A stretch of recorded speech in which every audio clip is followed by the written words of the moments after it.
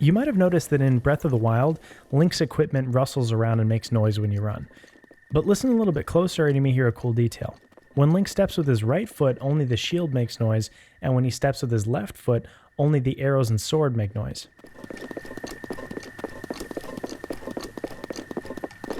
I love this design because it adds detail and realism while also taking away sound. If you played all those elements on every footstep, they'd become muddy and overwhelming. This version is simpler and gives a natural cadence to your run as well. As it turns out though, this footstep example is really nothing compared to the kind of elaborate sound design that Nintendo uses in their biggest Switch titles. We're going to dive into some of their techniques and recreate an iconic Zelda sound soon, but first I want to ask you guys to think about something.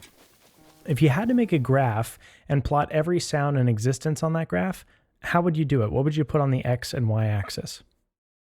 Well, we could do it a ton of different ways, like by amplitude and pitch, so you'd have quiet, low rumbles on one side and loud shrieking on the other. We could also do it by source, so man-made machines and things like that on the left and organic stuff on the right maybe, but I think there's an even more simple and useful way to split it up, and that's by tonality. Tonal sounds on one side, atonal on the other. So what does that mean? Well, on the far left we'd have the sine wave, which is just one singular frequency, the most tonal sound that exists.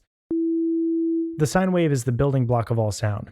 My own voice speaking to you right now can be described and broken down as just the sum of thousands of these sine waves at different frequencies and times. In fact, that's exactly how your computer does it. On the other side of the spectrum is pure chaos, random noise. Every sound you've ever heard could theoretically be plotted somewhere between these two extremes. Like, for example, a note on an instrument would lean more towards the tonal, knocking on a door maybe somewhere in the middle, and the sound of wind at the beach would be more like noise. But why do this at all? I mean, who cares how tonal a sound is? Well, at the very least, it's worth caring about if you want your designs to sound more like Nintendo. The big AAA Switch titles from Nintendo we all love are completely packed with super tonal sound design.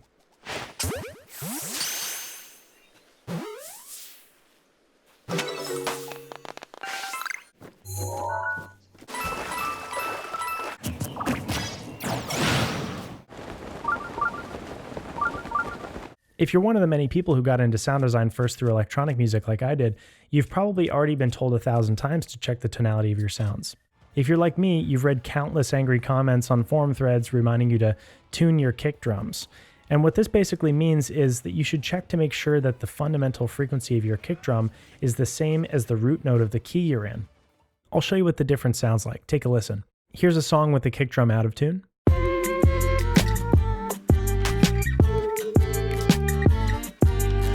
And the same song with the kick drum in tune.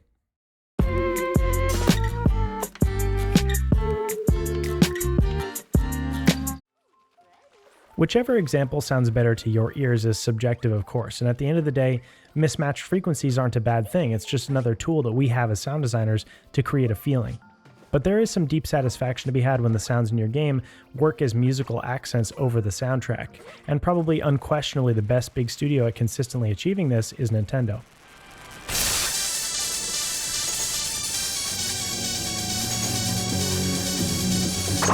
Did you catch what was going on with the power line sound? I'll play it one more time. The sound of surfing on the power line changes pitch and tempo to match every chord in the soundtrack below it, and this works with every single song in the game. Listen again to what happens if we pick a song with way more chord changes.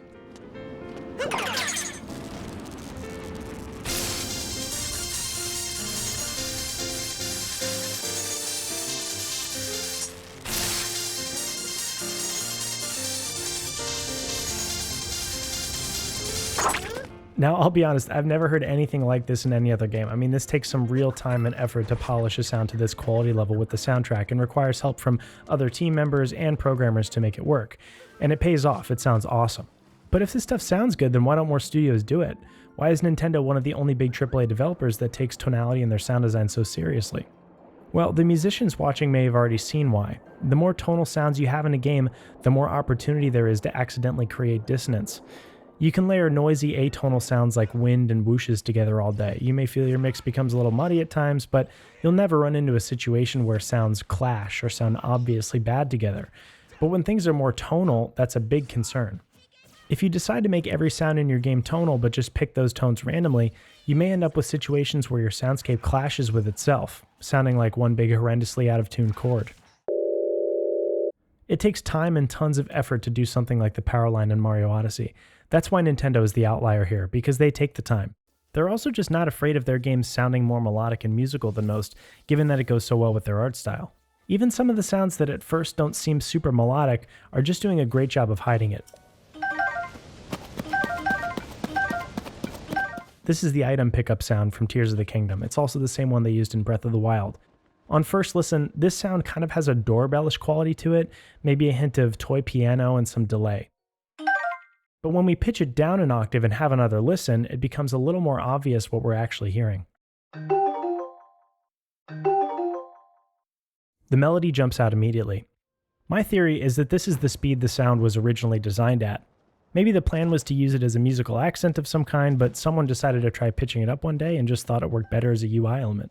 Anyway, let me show you how you can recreate this sound. It sounds to me like this item pickup may have been made primarily with a Celesta keyboard, which is the instrument made famous by a certain riff from a movie.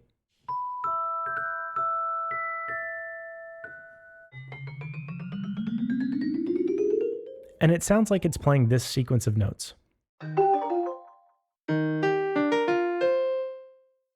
So to try and recreate this, we're going to need to layer a few things together. We'll start by taking a sample from a real Celesta and playing it to the melody.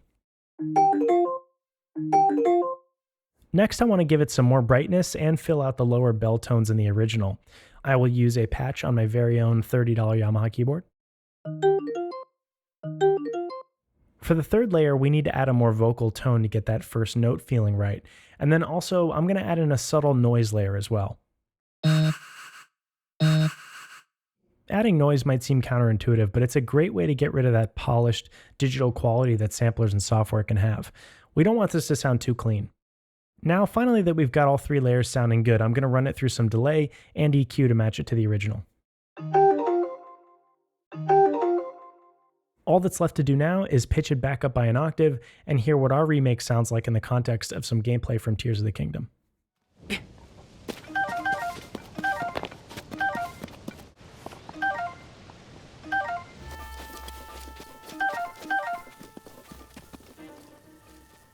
You notice how at full speed the melody becomes so fast that it's no longer recognizable, and what we're left with is just a beautiful, tonal, densely detailed, bright indicator sound. So much more exciting than the typical item pickup you'd hear in any other game. Ooh. There's one last thing to mention though, and that's that the more tonal version of this sound is potentially more annoying over time.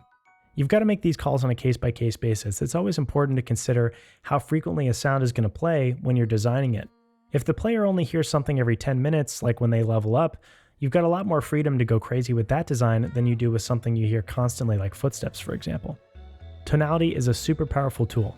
I hope you'll find a way to use it in your own designs. Thanks for watching. I'll see you next time.